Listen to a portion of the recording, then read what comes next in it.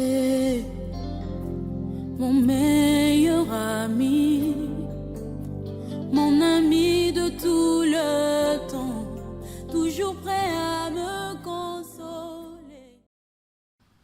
Shalom, bien-aimés de la Cité de la Grâce et vous tous qui nous suivez, que la grâce du Seigneur soit à votre partage là où vous êtes. Sachez que quel que soit ce qui arrive, Jésus est à vos côtés, il est toujours présent, il est toujours là et il contrôle toutes choses. Que son nom soit béni.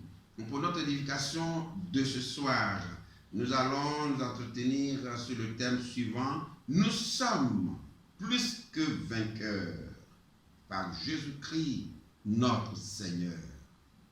Il faut retenir qu'en nous-mêmes, il n'y a rien et nous ne sommes rien. Mais Jésus a dit, sans moi, vous ne pouvez rien faire.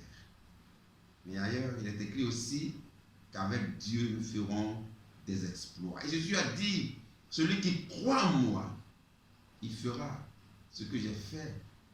Et il fera même plus que ça. Et donc, la victoire de Jésus sur la croix est notre victoire. Son triomphe est notre triomphe. C'est pour nous qu'il s'est livré à la croix. C'est pour nous qu'il a écrasé la tête du serpent. Et sa victoire nous appartient entièrement. Il est donc important que nous ayons cette confiance, cette foi en Jésus.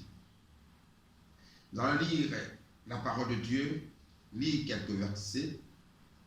Nous allons lire dans Colossiens, chapitre 2, verset 15. Colossiens, chapitre 2, verset 15. L'apôtre Paul dit des choses très intéressantes là-bas. Paul dit ceci, parlant de Jésus, il a dépouillé les dominations et les autorités.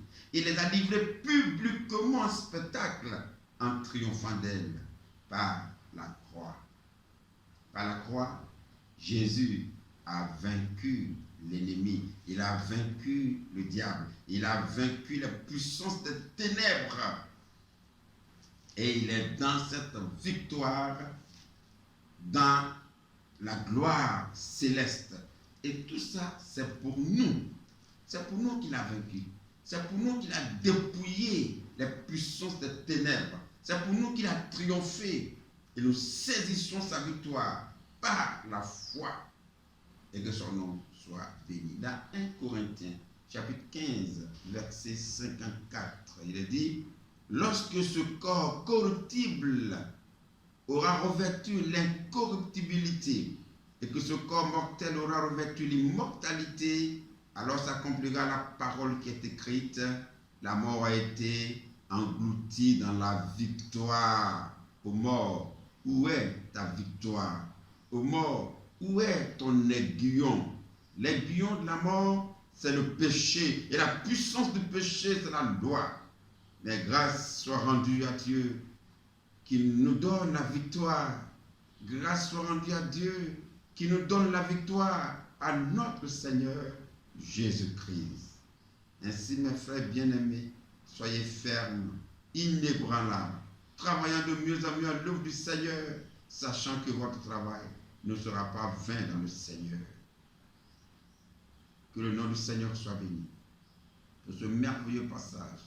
Grâce soit rendue à Dieu qui nous donne la victoire à notre Seigneur Jésus-Christ. Il s'agit de la victoire sur tout ce qui est de l'ennemi. Il s'agit de la victoire sur la maladie, la victoire sur les puissances des ténèbres, la victoire sur l'adversité, la victoire sur tout ce qui vient contre nous. Nous sommes déjà dans une logique de victoire. Nous sommes déjà dans la victoire. Et toute adversité qui se dresse contre nous, nous sommes déjà plus que vainqueurs. Et nous n'avons rien à craindre. Et que le nom du Seigneur soit béni. Dans Hébreux chapitre 2. Hébreux chapitre 2, il est écrit ceci, nous allons le lire rapidement. Le Seigneur, il a dit qu'il délivra tous ceux qui, par crainte de la mort, étaient toute leur vie retenus dans la servitude par crainte de la mort. Ils tremblent par la crainte de la mort. Ils sont toute leur vie esclaves. Et c'est par cette crainte de la mort que les gens essaient de se protéger en allant chez le marabout, en faisant ceci, en faisant cela. Et la Bible dit que celui qui est en Christ, il est délivré de la crainte de la mort. Celui qui est en Christ est plus que vainqueur de la mort. C'est pourquoi Paul dit, Christ est ma vie, la mort m'est un gain. Christ est ma vie, la mort m'est un gain. L'enfant de Dieu, celui qui a accepté véritablement le Seigneur, n'est pas sous la psychose, il ne vit pas dans la crainte, il ne vit pas dans la peur au ventre, malheureux et misérable. Non, c'est vrai, nous traversons une pandémie, mais ce n'est pas une raison pour succomber dans la crainte de la mort, dans la crainte de la maladie, pour trembler, être malheureux. Non, il faut vivre sa vie tranquillement. Notre Dieu nous a déjà donné la victoire. Avant même que ce mal ne se déclenche, nous sommes déjà dans une logique de victoire. Et la victoire de Christ nous appartient. Pour autant que nous croyons en lui, pour autant que nous acceptions sa croix, nous sommes plus que vainqueurs. Nous n'avons pas à vivre toute notre vie dans la crainte de la mort. Vrai, la pandémie est là. Nous sommes confinés. Nous vivons dans le monde. Nous respectons les autorités et nous marchons selon les consignes qu'on nous donne. Mais nous ne marchons pas dans la crainte de la mort. Nous ne marchons pas dans la psychose, dans la peur. Nous ne tremblons pas. Nous sommes sereins parce que notre Dieu est tout puissant pour veiller sur nous.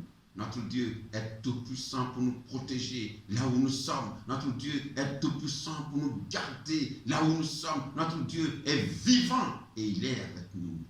Nous n'allons pas être sous la crainte de la mort et trembler comme des gens qui n'ont pas d'espérance.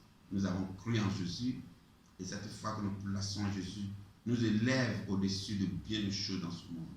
Que le nom du Seigneur soit béni. Dans le psaume 91, c'est un passage merveilleux, mais c'est le moment de le lire, ce psaume 91.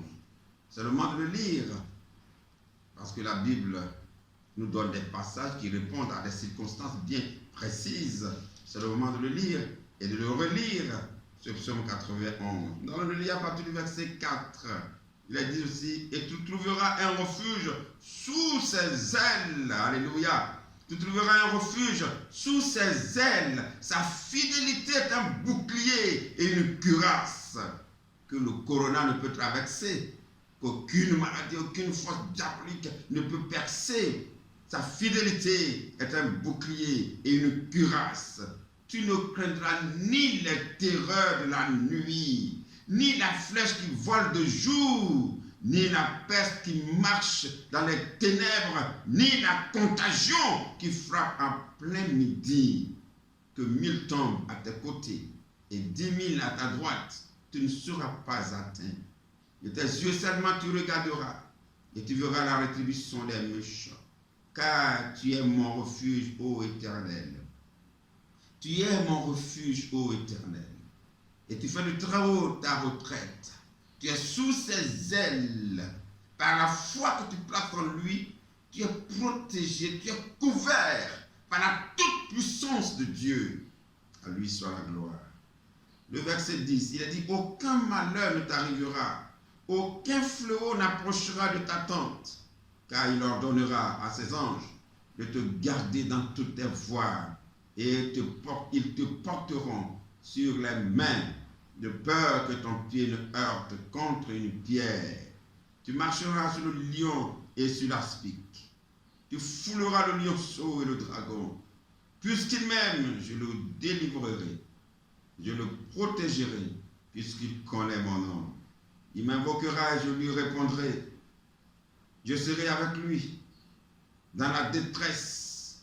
Je le délivrerai et je le glorifierai. Je le rassasierai de jours, de longs jours, et je lui ferai voir mon salut. Toutes ces paroles sont les paroles de l'Éternel, et elles sont dignes de confiance, elles sont dignes de foi. Et le chrétien a tout ce message pour traverser toutes les époques de son existence sur terre, jusqu'à ce que son temps arrive et que Dieu l'enlève, Dieu le prenne, soit par la mort, Dieu le prenne, soit par l'enlèvement. Mais nous ne vivons pas comme des gens qui n'ont pas d'espérance, comme des gens qui sont livrés à eux-mêmes. Nous vivons avec l'espoir et l'espérance que notre Dieu est suffisamment fort pour nous protéger. Je crois à tout ce qui est écrit dans la parole de Dieu. Je crois à tout ce que je lis dans la parole de Dieu. Et je sais que c'est la réalité. Et le Dieu qui parle est un Dieu fidèle. Un Dieu fidèle. Un Dieu fidèle qui accompagne sa parole d'actes et d'actions. Que son nom soit béni. Tu es plus que vainqueur. C'est vrai, le monde entier vit une situation difficile. C'est vrai, le monde entier vit comme sous la psychose, la crainte. Mais toi, enfant de Dieu, toi, le citoyen de la grâce, tu ne dois pas vivre dans la crainte. Ton Dieu est vivant. Ton Dieu est puissant. Et il t'environne de grâce. Il t'environne de grâce, de protection et de bénédiction. Il dit qu'il te rassasiera de longs jours. Tes jours ne seront pas abrégés par une pandémie, par une contagion, parce que ton Dieu qui veille sur toi est vivant. Celui qui t'a fait la promesse est fidèle. Que son nom soit béni. Reste attaché au Seigneur, garde la foi en lui et espère à sa parole. Et Dieu te gardera. Ce temps passera et il manifestera sa gloire et sa grâce dans ta vie. Il te comblera de bénédictions. Alléluia. Il te fera voir des jours encore plus heureux.